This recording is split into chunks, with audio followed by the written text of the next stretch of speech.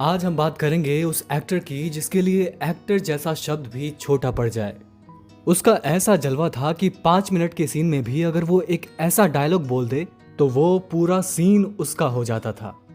वो सुपरस्टार जिसने ना कभी किसी हीरोइन के साथ नाचते हुए गाना गाया, ना कभी शोना बेबी वाले डायलॉग्स बोले, ना कभी उछल कूद करके गुंडों की पिटाई की और ना ही कभी किसी विलन से मार खाई, मगर फिर भी उसका ऐसा दबदबा रहा कि उसके आगे बाकी सारे एक्टर्स पानी कम थे।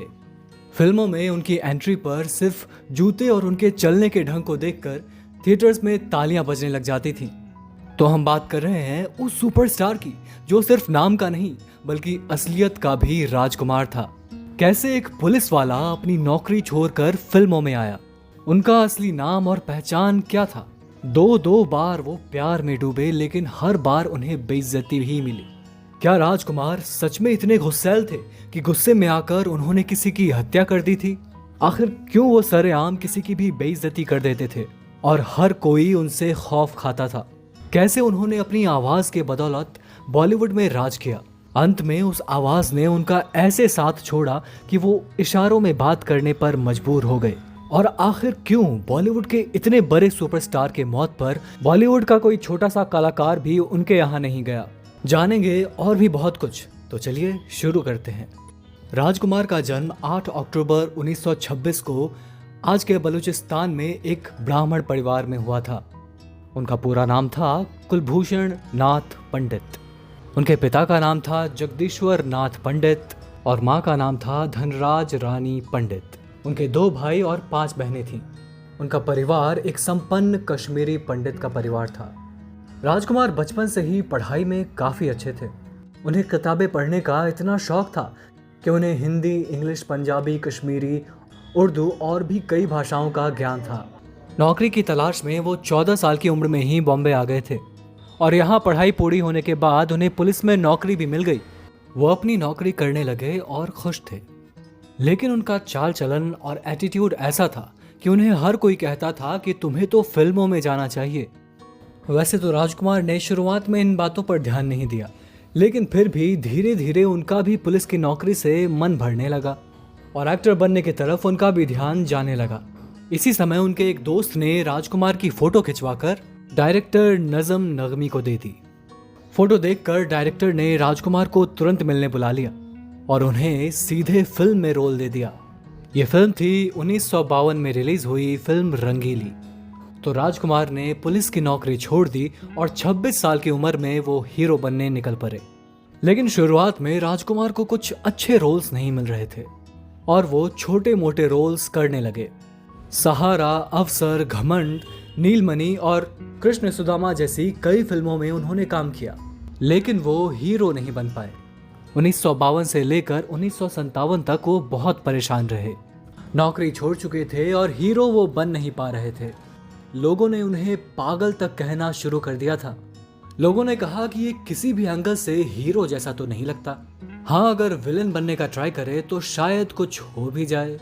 लेकिन राजकुमार ने हार नहीं मानी और वो अड़े रहे। और फिर आई वो फिल्म जिसने पूरे भारत में इतिहास रच दिया और ऑस्कर्स में एंट्री लेने वाली वो भारत की पहली फिल्म बनी। फिल्म का नाम था मदर इंडिया। ये फिल्म यूँ तो पूरी तरह नरगिस की थी और राजकुमार ने नरगिस के पति का किरदार निभाया था और वो राजेंद्र कुमार और सुनील दत्त के बाप बन गए। मतलब फिल्म में राजकुमार ने ऐसी एक्टिंग की कि सबका ध्यान उन्होंने अपनी तरफ खींच लिया और वो साइड एक्टर से सीधे हीरो बन गए। इसी साल उनकी एक और बेहतरीन फिल्म रिलीज हुई जिसका नाम था नौ शेर वाए दिल और इस फिल्म ने राजकुमार को बड़े पर्दे का हीरो बना दिया। इस फिल्म में एक गज़ल थी जिसने राजकुमार को खूब प्रसिद्धि दिलाई। इसके बाद तो राजकुमार के सामने फिल्मों की लाइनें लग गईं और वे कई बेहतरीन फिल्मों में नजर आए, जिसमें उजाला, अर्धांगिनी, दिल अपना, प्रीत पराई, घराना, नीलकमल, प्यार का बंधन और पैगाम जैसी फिल्में शामिल रहीं। और पैगाम वही फिल्म थी जिसमें पहली बार उन्होंने दिलीप कुमार के साथ काम किया था और यही वो फिल्म बनी जिसके बाद दोनों में ऐसी दुश्मनी हुई कि लगभग 35 साल तक दोनों ने कभी साथ में काम नहीं किया। फिल्म में राजकुमार दिलीप कुमार के बड़े भाई बने थे और एक सीन में राजकुमार को उन्हें थप्पड़ मारना था। राजकुमार ने दिलीप कुमार को ऐसा थप्पड़ मारा, दिलीप कुमार को लगा कि राजकुमार ने उन्हें जानबूझकर इतने जोर से थप्पड़ मारा है। बस फिर उसके बाद उनकी बहस हो गई और ये बहस धीरे धीरे दुश्मनी में बदल गई और दोनों ने एक दूसरे की शक्ल तक देखने से मना कर दिया। 1961 में उनकी एक फिल्म आई दिल एक मंदिर और इस फिल्म में उनकी एक्टिंग इतनी कमाल की थी कि उन्हें पहला फिल्म फेयर अवार्ड भी मिला। इसके बाद भी उनके कई बेहतरीन फिल्में रिलीज हुई और फिर आई 1965 में फिल्म वक्त और इस फिल्म ने उन्हें ऐसी पहचान दिलाई जो आगे चल के राजकुमार के लिए एक ब्रांड बनने वाला था। फिल्म में राजकुमार का एक ऐसा अंदाज दिखा कि आगे चल के वो अंदाज राजकुमार की पहचान बन गई। फिल्म में राजकुमार के कुछ डायलॉग्स बहुत बड़े हिट हुए और लोग उनके इस एटीट्यूड के दीवाने हो गए। वैसे तो राजकुमार एक एटीट्यूड वाले एक्टर थे जो ज़्यादातर एक सख्त किरदार ही निभाते थे, लेकिन फिर भी हमराज, नीलकमल, मेरे हुजूर, हीर रांझा जैसी फिल्मों में वो प्यार मोहब्बत और एक प्रेमी के तौर पर भी दिखाई दिए और अपनी एक्टिंग की भी अलग गहरी छाप छोड़ी। हीर रांझा में उनके किरदार को आज भी कल्ट माना जाता है, चाहे इस फिल्म के गाने हो या फिर राजकुमार के डायलॉग्स, सब कुछ अलग ही लेवल का था। 1971 में उनकी फिल्म आई लाल पत्थर, जिस फिल्म में राजकुमार ने हेमा मालिनी के साथ काम किया था। फिल्म में काम करते हुए राजकुमार का दिल हेमा मालिनी पर भी आ गया था। उन्होंने फिल्म पूरी होते ही हेमा मालिनी को शादी का प्रस्ताव दे दिया, लेकिन हेमा मालिनी ने तुरंत इनकार कर दिया। राजकुमार ने इसे अपना अपमान समझा और फिर उन्होंने हेमा मालिनी के साथ कभी भी लीड रोल में काम ना करने की कसम खा ली। 1972 में आई फिल्म पाकीज़ा और इस फिल्म ने राजकुमार की प्रसिद्धि पर 4 चांद लगा दिए। फिल्म में राजकुमार के डायलॉग्स इतने ज़्यादा हिट हुए कि इस फिल्म ने राजकुमार को एक आशिक बना दिया। इस फिल्म की हीरोइन थी मीना कुमारी और वो इतनी खूबसूरत थी कि राजकुमार का उन पर दिल आ गया और उनके पति और डायरेक्टर कमाल अमरोही के ही सामने राजकुमार मीना कुमारी को पटाने की कोशिश करने लगे। कहते हैं कि राजकुमार मीना कुमारी के इतने बड़े दीवाने हो गए थे कि वो अपने डायलॉग छोड़कर मीना कुमारी को ही निहारते रहते थे, जिससे मीना कुमारी के पति उन पर नाराज हो गए और कमाल अमरोही ने राजकुमार के साथ दोबारा कभी काम ना करने की कसम खा ली। राजकुमार मीना कुमारी को पसंद करते थे, लेकिन मीना कुमारी शादीशुदा थी, इसलिए उन्होंने राजकुमार के प्रस्ताव को ठुकरा दिया, जिसके बाद राजकुमार का एक बार फिर से दिल टूट गया। इसके बाद राजकुमार का एटीट्यूड और बिहेवियर दोनों ही बदल गया। वो समझ गए थे कि ये दुनिया प्यार मोहब्बत की नहीं है और अपना आत्मसम्मान सबसे ऊपर है। और फिर जो नया राजकुमार दुनिया ने देखा तो बस हर कोई उनका कायर हो गया। इसके बाद उनकी कई बेहतरीन फिल्में रिलीज हुईं, जिसमें है हिंदुस्तान की कसम, 36 घंटे, एक से बढ़कर एक, करम योगी, बुलंदी, कुदरत, धर्म काटा, एक नई पहेली जैसी फिल्में शामिल रहीं। 1984 में उनकी एक फिल्म आई थी राज तिलक। ये फिल्म वैसे तो मल्टी स्टारर थी, लेकिन राजकुमार के अभिनय ने इस फिल्म को 4 चांद लगा दिए थे। अब राजकुमार की एज भी ढल चुकी थी और मेन लीड में हीरोइन के साथ काम करना उन्हें अपनी इमेज के हिसाब से सही नहीं लग रहा था, इसलिए उन्होंने अब सपोर्टिंग किरदार निभाना शुरू कर दिया था, जिसमें शरारा, इतिहास और मुकद्दर का फैसला जैसी फिल्में रही हैं, जिनमें मेन एक्टर राजकुमार नहीं थे। 1987 में राजकुमार और गोविंदा की फिल्म आई जिसका नाम था मरते दम तक, और इस फिल्म में राजकुमार ने जो राणा का किरदार निभाया तो लोग भूल गए कि हीरो नया और जवान होना चाहिए। 50 से भी ज़्यादा उम्र के हो चुके राजकुमार का इस फिल्म में सीन इतना अच्छा था कि आज भी लोग उन्हें नंबर 1 कहते हैं, और ये फिल्म गोविंदा की ना होकर पूरी तरह राजकुमार की लगती है। इससे पहले किसी ने भी राजकुमार को इस अंदाज में नहीं देखा था। फिल्म में उनके डायलॉग्स बॉलीवुड के आइकॉनिक डायलॉग्स बन गए और अब यही एटीट्यूड उनका पहचान बन गया। फिल्म सूर्या में उन्होंने विनोद खन्ना के साथ काम किया। इस फिल्म में भी राजकुमार का एक एक डायलॉग पूरे फिल्म की आत्मा लगती है। 1989 में वो फिर एक बार गोविंदा के साथ फिल्म जानबाज में नजर आए। इस फिल्म में भी राजकुमार का जैसे ही सीन आता था कि लोग तालियां और सीटियां बजाने लग जाते थे और इस फिल्म के डायलॉग्स फिर से यही साबित करते हैं कि ना तो कोई दूसरा राजकुमार हुआ है और ना ही कभी होगा। इसके बाद उनकी फिल्म आई गलियों का बादशाह, जिसमें पहली बार मिथुन चक्रवर्ती ने उनके साथ काम किया था। हालांकि ये फिल्म काफ़ी साल पहले बन गई थी लेकिन रिलीज़ नहीं हो पाई थी, जिसमें मिथुन के साथ काम करने से लेकर राजकुमार ने पहले बोल दिया था कि मैं किसी भी ऐरे गैरे इंसान के साथ स्क्रीन शेयर नहीं करना चाहता। लेकिन जब ये फिल्म रिलीज़ हुई तो राजकुमार से ज़्यादा बड़ा पोस्टर मिथुन का लगवाना पड़ा था। तब जाकर फिल्म बिकी थी, क्योंकि तब तक मिथुन एक बड़ा नाम बन चुके थे और राजकुमार से लोग धीरे धीरे किनारा करने लगे थे। 1990 में आई एक फिल्म पुलिस पब्लिक भी राजकुमार की एक बेहतरीन फिल्म रही। हालांकि ये फिल्म बॉक्स ऑफिस पर कुछ खास कमाल नहीं कर पाई और फ्लॉप हो गई। फिर 1991 में आई वो फिल्म जिसने इतिहास रच दिया। फिल्म का नाम था सौदागर। इस फिल्म में उन्होंने पूरे 36 साल बाद दिलीप कुमार के साथ फिर से काम किया था। फिल्म में राज राजेश्वर के किरदार को उन्होंने अमर कर दिया। फिल्म के गाने इतने बड़े हिट हुए कि पूरे साल सिर्फ इसी फिल्म के गानों का बोलबाला था। ये एक ऐसी फिल्म है जिसे आज भी अगर लोग देखें तो ये इतनी बेहतरीन फिल्म है कि मन ही नहीं भरता। फिल्म में राजकुमार के डायलॉग्स हमेशा की तरह बहुत ज्यादा चर्चित हुए। इस फिल्म के बनने की कहानी भी कमाल की थी। कहते हैं कि सुभाष घई ने दिलीप कुमार को उनके साइन करने के बाद कहा था कि उनके दोस्त का किरदार राजकुमार कर रहे हैं, और वो इतना डर गए थे कि कुछ दिनों तक तो सुभाष घई दिलीप कुमार के सामने तक नहीं आए। कुछ दिनों बाद दिलीप कुमार ने खुद कहा कि मुझे कोई परेशानी नहीं है, लेकिन राजकुमार की जिम्मेदारी तुम्हें खुद लेनी पड़ेगी। इसके बाद जब राजकुमार को साइन करने सुभाष घई पहुंचे और उन्हें बताया कि आपके दोस्त का किरदार दिलीप कुमार निभा रहे हैं, तो उन्होंने कहा कि हम पूरे हिंदुस्तान में अगर अपने बाद किसी को अच्छा एक्टर मानते हैं तो वो हैं दिलीप कुमार, और जब फिल्म में दिलीप होगा तो जलवा तो आएगा ही। और फिर दोनों एक साथ नजर आए। इस फिल्म के बाद दोनों के बीच की कड़वाहट भी दूर हो गई थी। इसके बाद नाना पाटेकर के साथ उनकी फिल्म आई तिरंगा। इस फिल्म की भी जितनी तारीफ की जाए वो कम लगती है। जिस भी सीन में राजकुमार एक भी डायलॉग बोल देते हैं तो लोग तालियां बजाए बगैर रह नहीं पाते। इस फिल्म में नाना पाटेकर के साथ वाला किस्सा भी कमाल का था। इस फिल्म में राजकुमार के साथ कोई भी काम करने को तैयार नहीं था।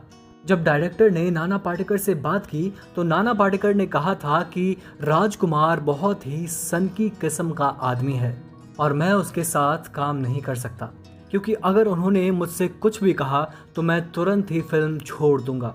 उधर जब राजकुमार को यह पता चला कि नाना पाटेकर ने ऐसा कहा है तो उन्होंने डायरेक्टर से कहा कि नाना थोड़ा सा बदतमीज है, लेकिन ये फिल्म तुम्हारी है, हम कुछ नहीं कहेंगे, हम काम जरूर करेंगे। इस तरह पूरा रिस्क लेकर मेहुल कुमार ने फिल्म तिरंगा शुरू की थी। लोगों ने कहा था कि ये डायरेक्टर दो सनकियों को लेकर फिल्म बना रहे हैं, तो ये तो पक्का है कि ये फिल्म डूबने वाला है। ये फिल्म 7 जन्म तक नहीं बन सकती। लेकिन जब ये फिल्म बनी तो हर कोई सिर्फ देखता ही रह गया। राजकुमार के डायलॉग्स फिल्म के जान बन गए। कहते हैं कि तिरंगा फिल्म में जितनी अच्छी बॉन्डिंग दोनों की दिख रही थी, असलियत में वैसी नहीं थी। अपना सीन देने के बाद दोनों एक दूसरे से बात तक नहीं करते थे, लेकिन फिल्म की शूटिंग खत्म होते होते तक दोनों अच्छे दोस्त बन गए। इसके बाद राजकुमार की एक बेहतरीन फिल्म रिलीज हुई, पुलिस और मुजरिम। इसके बाद उन्होंने एक मल्टी स्टारर फिल्म इंसानियत का देवता में काम किया और ये फिल्म भी हिट रही। इसके बाद आई बेताब बादशाह। इस फिल्म में भी आपको राजकुमार को देखकर ये नहीं लगेगा कि ये बंदा 70 साल पार कर चुका है। इस फिल्म में भी जब वो पर्दे पर दिखते हैं तो शत्रुघ्न जैसे बड़े एक्टर भी पानी कम लगते हैं। इसके बाद 1995 में वो शक्तिमान के साथ नजर आए, यानी मुकेश खन्ना के साथ। इस फिल्म का नाम था जवाब। इस फिल्म में राजकुमार के डायलॉग्स के अलावा कुछ भी अच्छा नहीं था, लेकिन फिर भी सिर्फ राजकुमार ने अपने डायलॉग्स और एक्टिंग से इस फिल्म को यादगार बना दिया था। और यही वो फिल्म भी थी जिसमें मुकेश खन्ना ने भी राजकुमार से कंधे मिलाकर जबरदस्त एक्टिंग की थी। और इसी साल बॉलीवुड के जग्गू दादा के साथ उनकी film I God and gun, और यही फिल्म राजकुमार की आखिरी फिल्म भी रही। इसके बाद वो अचानक से गायब हो गए। और किसी को पता नहीं चला कि वो आखिर कहाँ चले गए। और फिर सीधे उनके मौत की खबर आई जिसने लोगों के होश उड़ा दिए थे।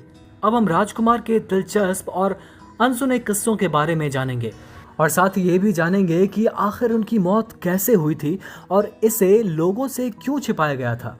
राजकुमार हमेशा से अपने अड़ियल स्वभाव और सख्त रवैये के जरिए जाने जाते थे।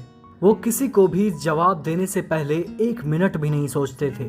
रामानंद सागर एक फिल्म बना रहे थे जिसका नाम था आंखें, और वो राजकुमार को फिल्म में लेना चाहते थे।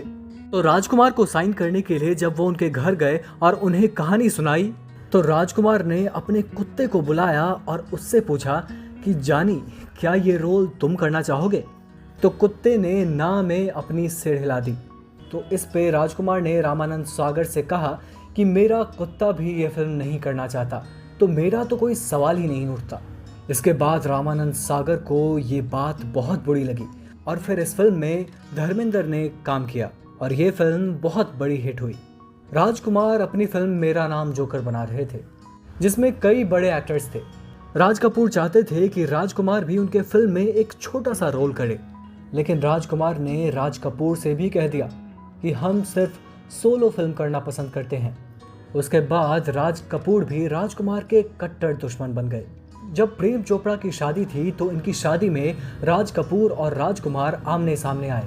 शराब के नशे में राज कपूर ने राजकुमार को सबके सामने हत्यारा कहकर पुकारा, जिस पर राजकुमार ने कहा कि बेशक मैं हत्यारा हूँ, लेकिन मैं कभी तुम्हारे पास काम मांगने नहीं आया।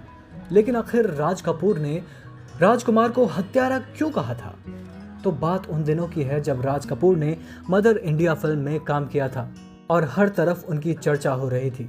एक शाम जब वो अपनी गाड़ी से घूमने निकले तो रास्ते में गुंडों ने उनका रास्ता घेर लिया।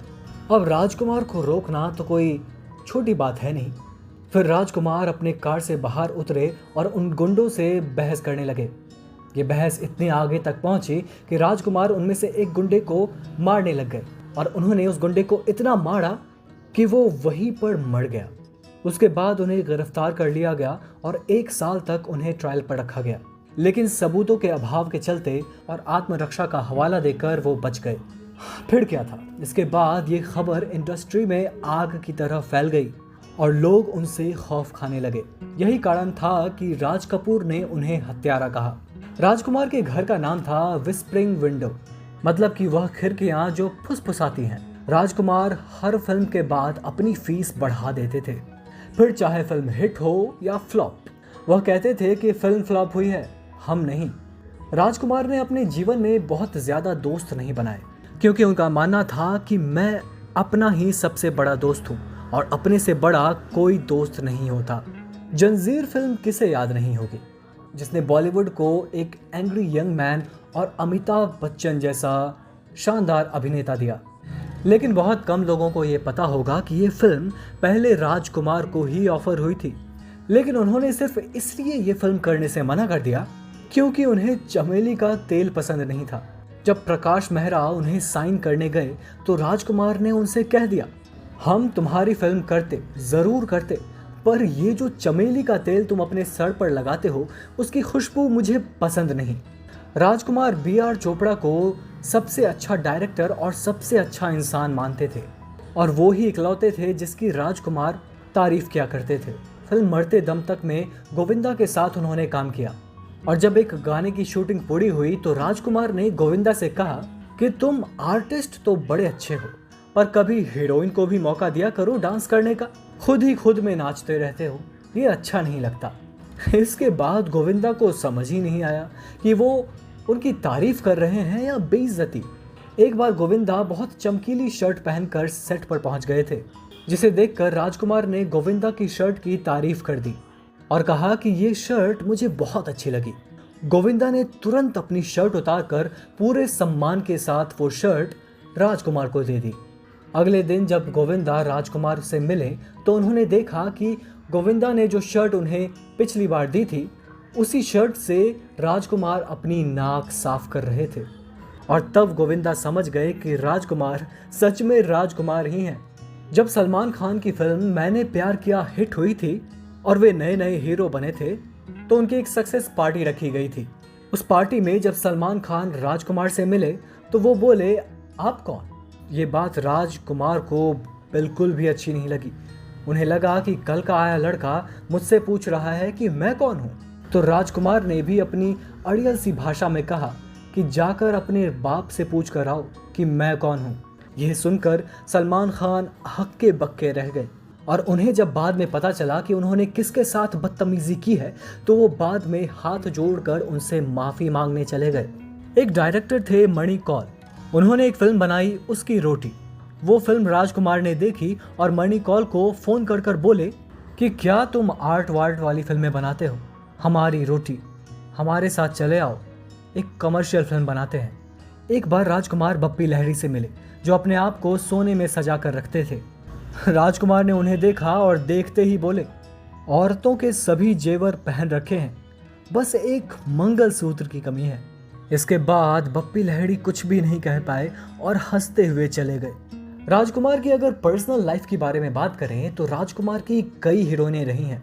एक समय पर वो प्यार में भी पड़े और कई लड़कियां ऐसी भी रहीं जिनके साथ राजकुमार शादी करना चाहते थे, लेकिन उन्होंने कभी किसी लड़की को आई लव यू नहीं कहा क्योंकि उनका मानना था कि आई लव यू कहना किसी का फ़ायदा उठाना है।